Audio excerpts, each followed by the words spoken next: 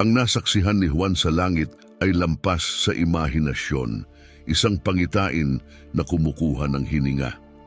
Hindi siya nasa isang marangyang templo o sa tuktok ng isang napakagandang bundok nang mangyari ito. Siya'y isang bilanggo, nag-iisa sa malayong isla ng Patmos, napapaligiran ng hampas ng alon at katahimikan, hiwalay sa lipunan. Ngunit sa mismong kalungkutan na iyon, naganap ang kakaibang bagay. Bumukas mismo ang langit sa kanya. Isang sandali nakagapos siya ng tanikala, nakapako sa lupa. Sa susunod na sandali, dinala siya sa isang realidad na napakaganda, napakaliwanag na walang tao ang makakalimot. Isang tinig na parang trumpeta, malinaw, malakas at puno ng kapangyarihan ang tumawag sa kanyang pangalan. Hindi iyon tinig ng paghuhukom, kundi ng paanyaya.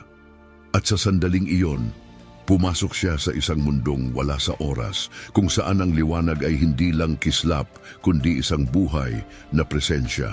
Nakakita siya ng mga kulay na hindi kayang gayahin ng pintor, at nakarinig ng tunog na hindi kayang likhain ng musikero. Higit sa lahat, naramdaman niya ang banal na presensya na sobrang makapangyarihan, kaya't nayanig ang kanyang kaluluwa. Naabot niya ang hangganan ng kawalang hanggan. Sa kanyang harapan, ang kaluwalhatian ng Diyos ay nagniningning ng mas maliwanag pa sa araw, ngunit imbes na itaboy siya, lalo siyang hinila palapit. Sa paligid ng kaluwalhatiang iyon ay walang tigil na galaw at walang patid na awitan. Puno ng pagsamba ang hangin, hindi sa pilitan o paulit-ulit, kundi umaagos na parang ilog ng kagalakang hindi mapigilan. Nakakita si Juan ng bagay na hindi kayang ilarawan ng wika ng tao. Nasaksihan niya ang sentro mismo ng lahat ng nilikha, ang lugar kung saan dumarating ang bawat panalangin at kung saan papahirin ang bawat luha. Para kay Juan, ang langit ay hindi panaginip o talinghaga. Ito'y mas totoo pa kaysa anumang naranasan niya.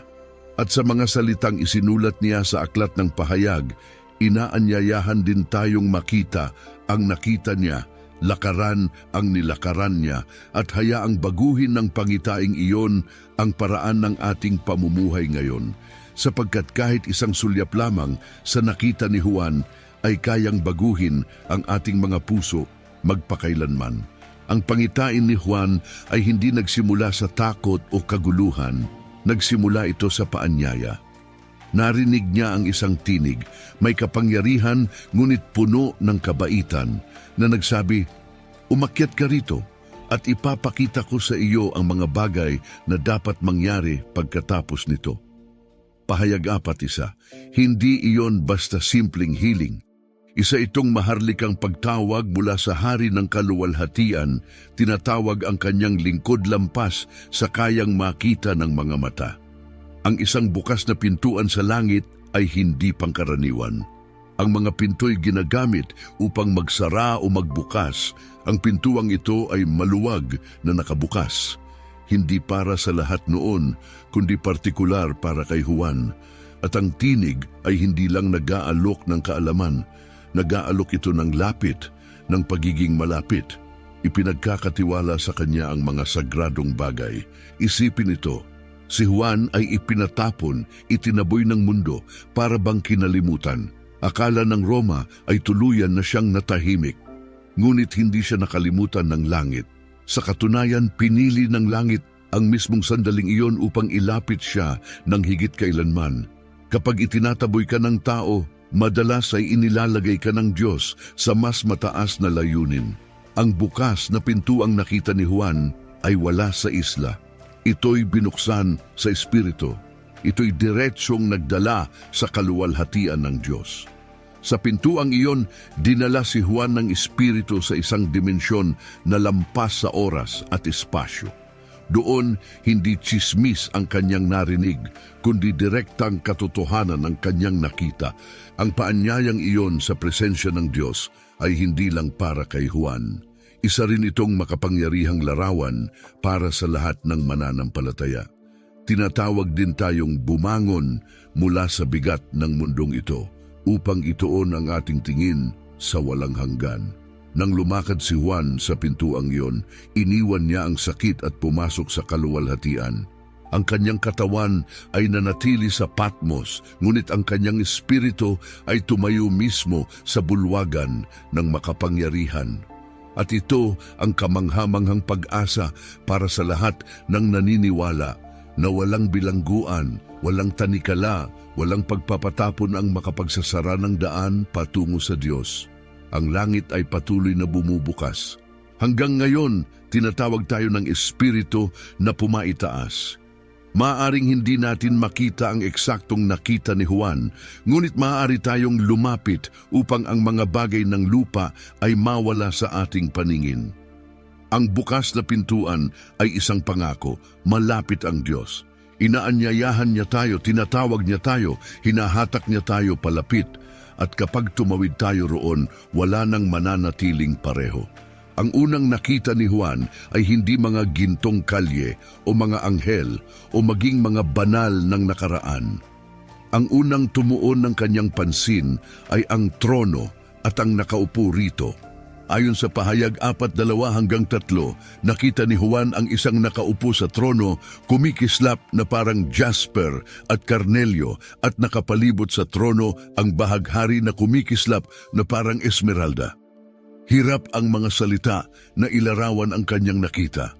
Hindi ibig sabihin na ang Diyos ay gawa sa hiyas, kundi ang pinakamaningning na bato sa lupa, ang pinakamalapit na paghahambing sa tindi at ganda ng kanyang kaluwalhatian. Sa pinakasentro ng langit ay ang trono. Mula rito, dumadaloy ang lahat, bawat gawa, bawat awit, bawat liwanag ay nagmumula sa isa na nakaupo roon. At pansinin ito, hindi bakante ang trono, may hari ang langit. Hindi naglalakad-lakad ang Diyos, hindi nag-aalinlangan o nag-aalala.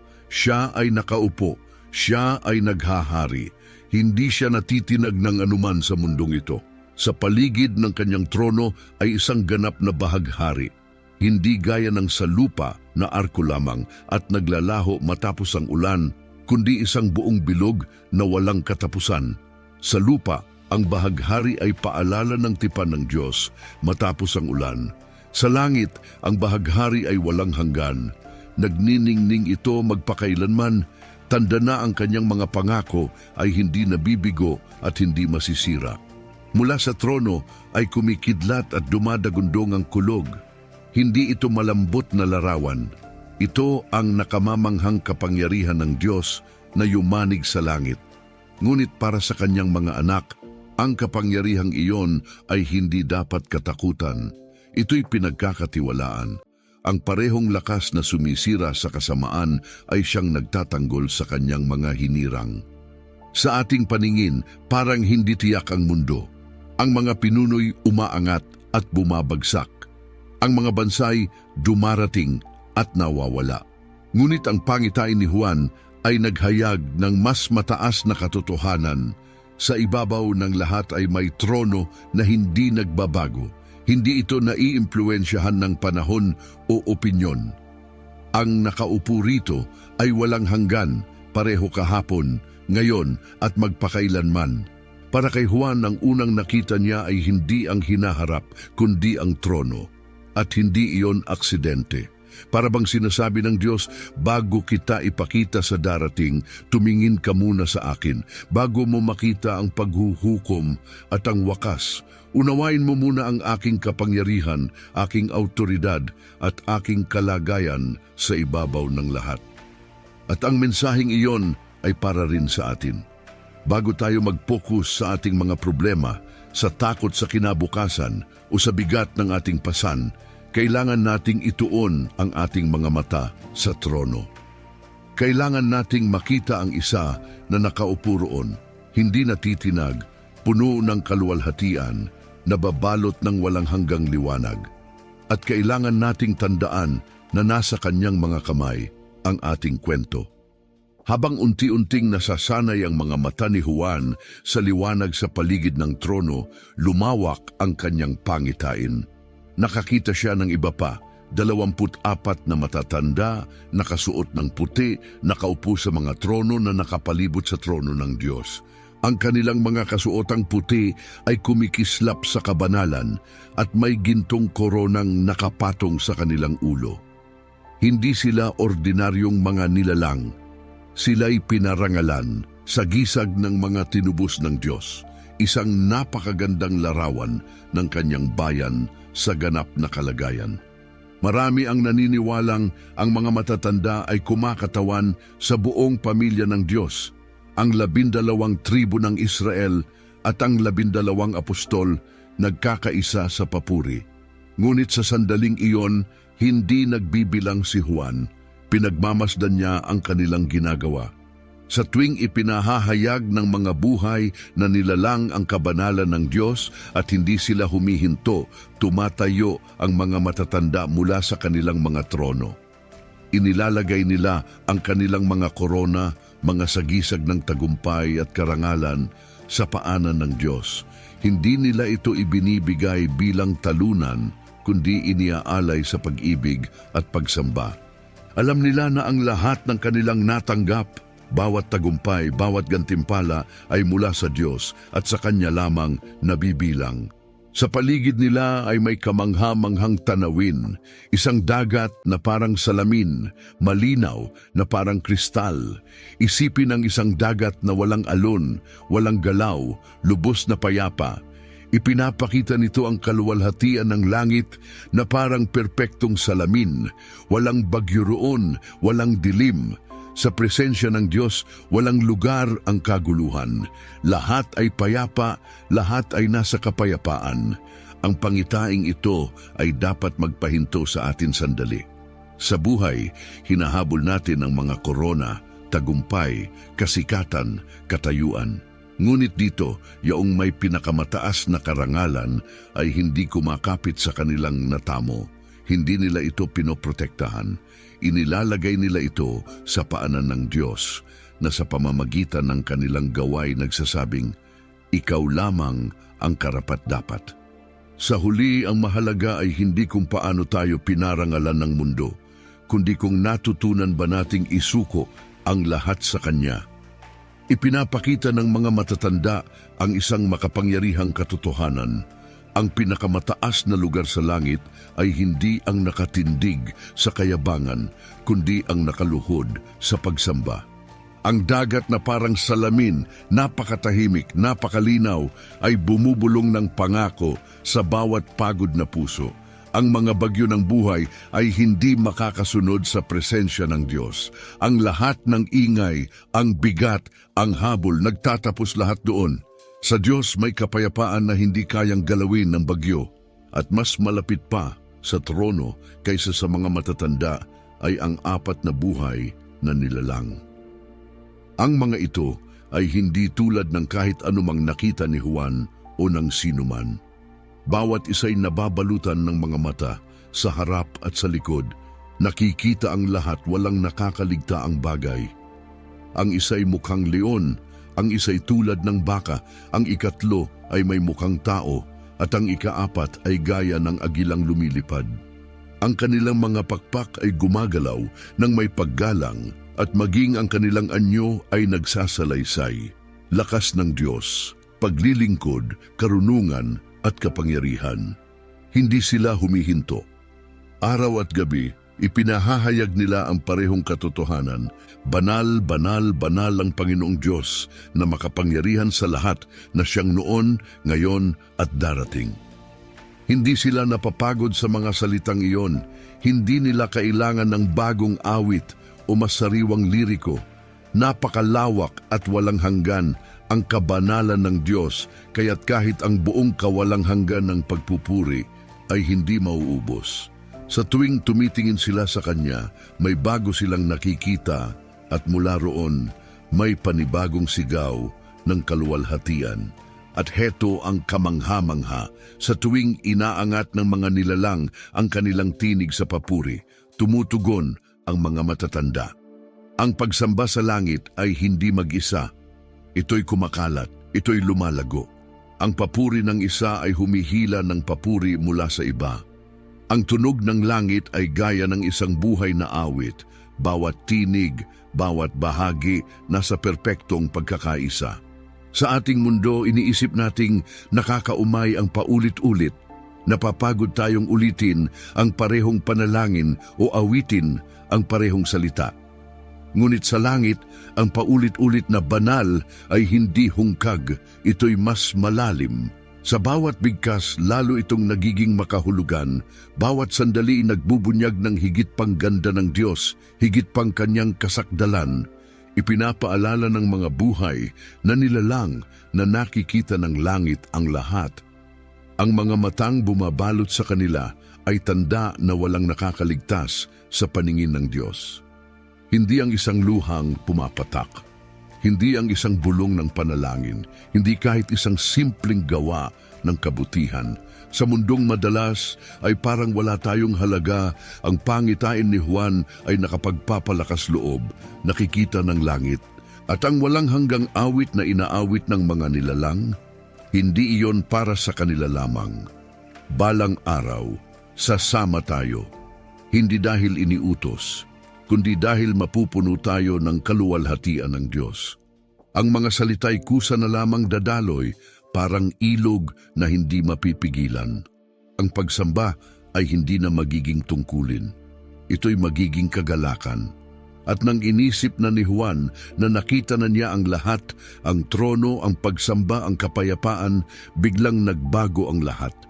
Napunta ang kanyang pansin sa mas makapangyarihan, mas personal, ang kordero na pinatay. Napansin ni Juan ang isang bagay sa kanang kamay ng nakaupo sa trono, isang kasulatan mahigpit na tinatakan ng 7 tatak. Pagkatapos, isang makapangyarihang anghel ang nagtanong na umalingaw-ngaw sa buong langit, sino ang karapat-dapat na bumasag sa mga tatak at magbukas ng kasulatan? Biglang bumalot ang malalim na katahimikan sa buong kalangitan. Wala ni isa sa langit, sa lupa o sa ilalim ng lupa ang natagpuang karapat-dapat. Nagsimulang umiyak si Juan, hindi marahan, kundi may matinding dalamhati. Hindi ito luha para sa kanyang sarili, kundi para sa kahulugan ng kasulatan.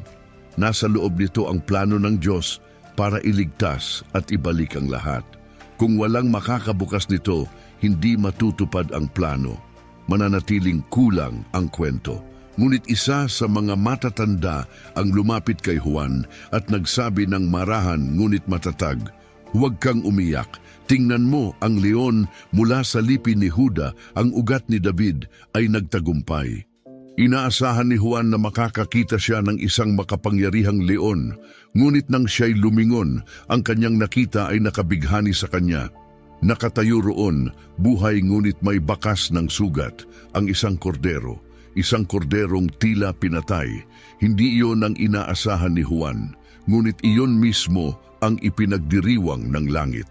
Ang korderong ito'y hindi tanda ng kahinaan, ito'y nagpapakita ng pinakadakilang lakas, ang kapangyarihang talunin ang kasalanan at kamatayan sa pamamagitan ng pag-ibig at sakripisyo.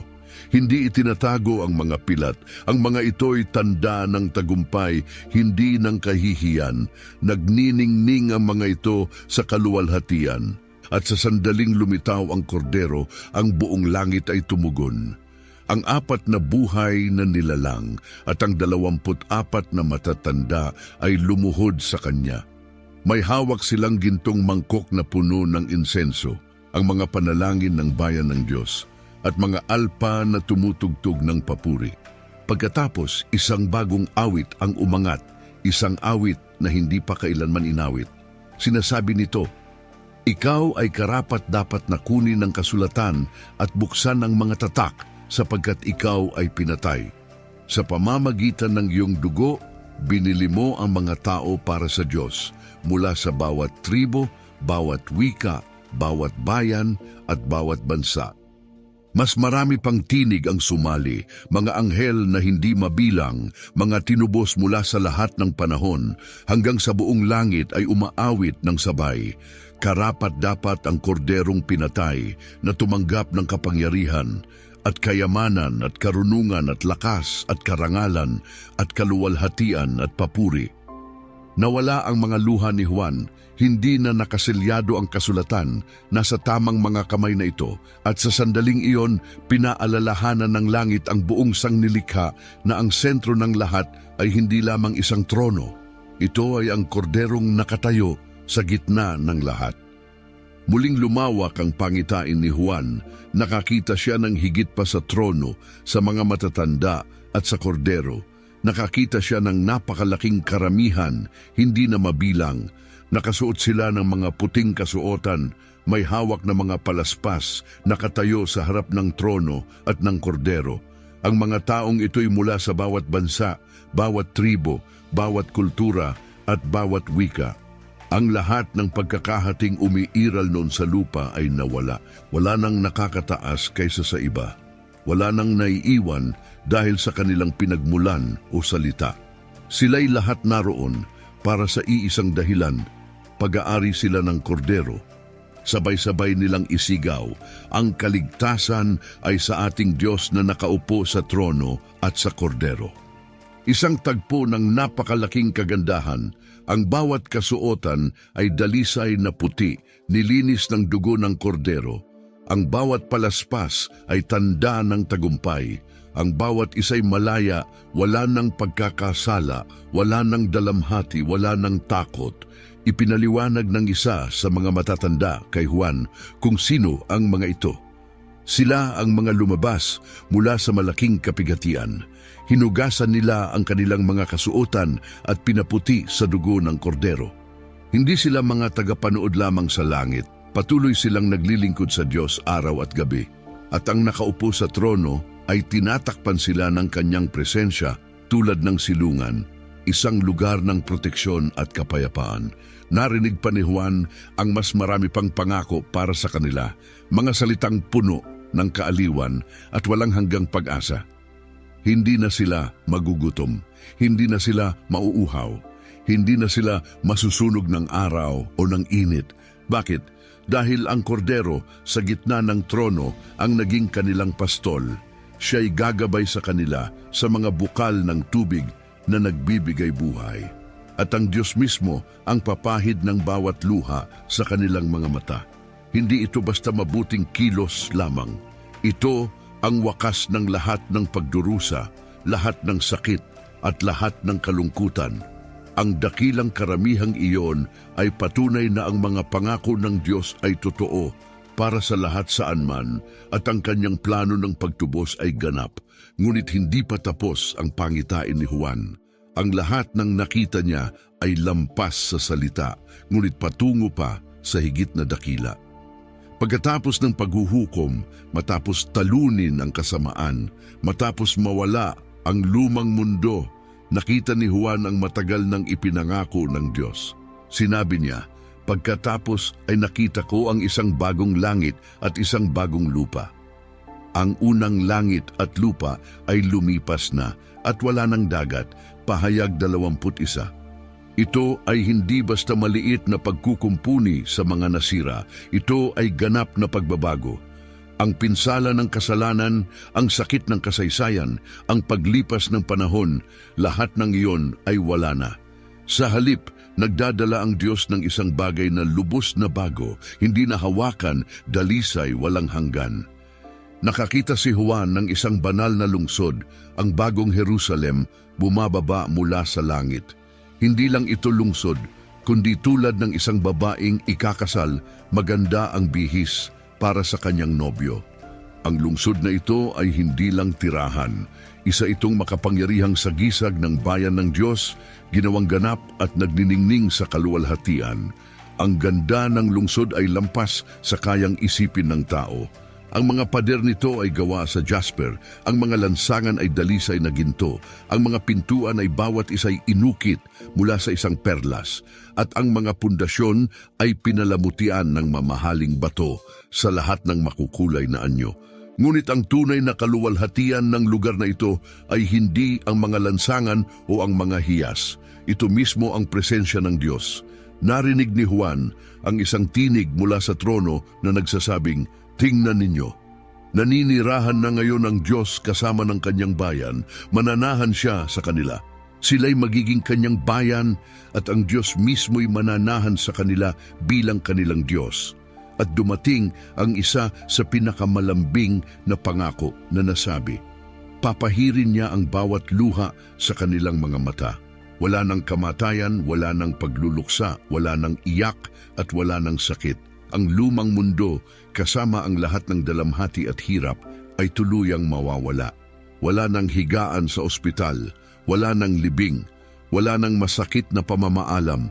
Bawat pilat mula sa buhay na ito, pisikal, emosyonal o espiritual, ay gagaling.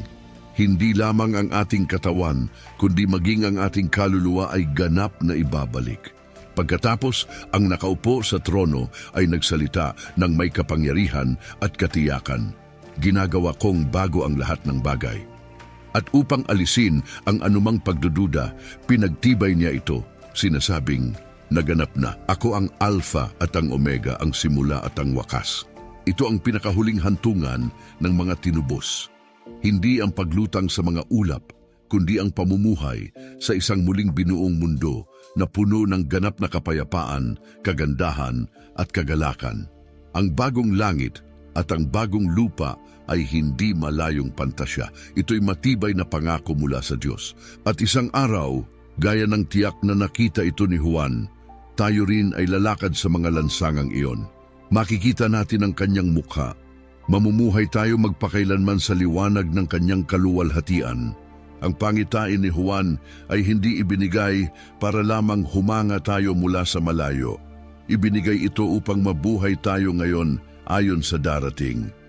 Kapag tunay mong pinaniwalaan na may isang trono sa langit na hindi natitinag, may kordero na namumuno sa pamamagitan ng pag-ibig, may pagtitipon ng mga tao mula sa bawat bansa at isang mundong walang sakit, binabago nito ang paraan ng iyong pamumuhay ngayon.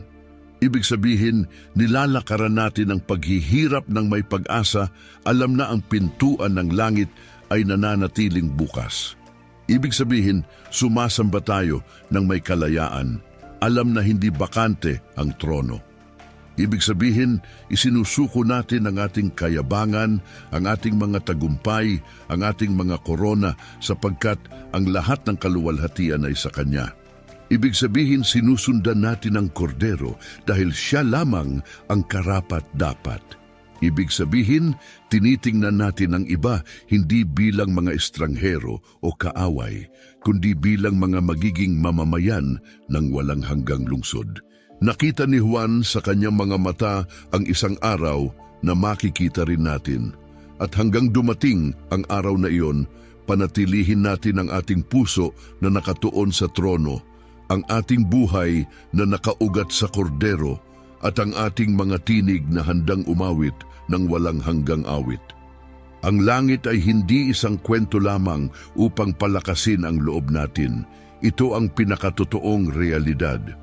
At kapag tumunog ang trumpeta at bumukas ang pintuan ng langit para sa atin, naway maging handa tayo, hindi lamang nanonood kundi sumasamba, hindi bilang mga tagapanood kundi bilang mga umiibig sa Kanya, lumalakad patungo sa kaluwalhatiang inilarawan ni Juan at sa presensya ng isa na noon pa man ay hinangad nating makita, sa ating Diyos na nakaupo sa trono at sa kordero.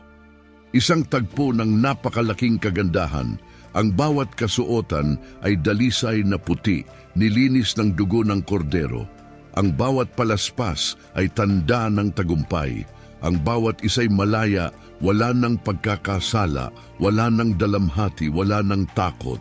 Ipinaliwanag ng isa sa mga matatanda kay Juan kung sino ang mga ito. Sila ang mga lumabas mula sa malaking kapigatian.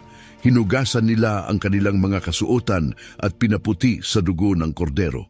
Hindi sila mga tagapanood lamang sa langit. Patuloy silang naglilingkod sa Diyos araw at gabi. At ang nakaupo sa trono ay tinatakpan sila ng Kanyang presensya tulad ng silungan, isang lugar ng proteksyon at kapayapaan. Narinig pa ni Juan ang mas marami pang pangako para sa kanila, mga salitang puno ng kaaliwan at walang hanggang pag-asa. Hindi na sila magugutom, hindi na sila mauuhaw, Hindi na sila masusunog ng araw o ng init. Bakit? Dahil ang kordero sa gitna ng trono ang naging kanilang pastol. Siya'y gagabay sa kanila sa mga bukal ng tubig na nagbibigay buhay. At ang Diyos mismo ang papahid ng bawat luha sa kanilang mga mata.